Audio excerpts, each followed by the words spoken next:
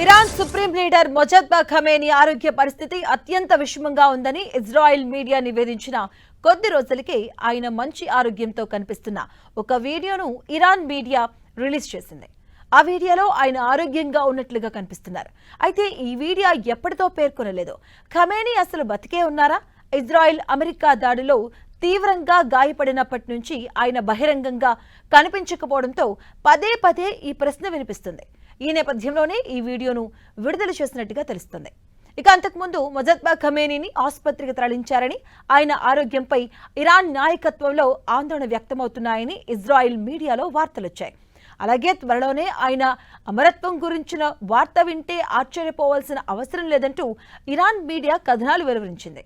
దీంతో Israel media కథనాలకు check పెట్టేందుకే Iran ఈ video release చేసినట్టుగా పలువురు భావిస్తున్నారు. అయితే ఇరాన్ రిలీజ్ చేసిన వీడియోలో డేట్ టైం లేకపోవడంతో మరిన్ని ఊహాగానాలు వినిపిస్తున్నాయి.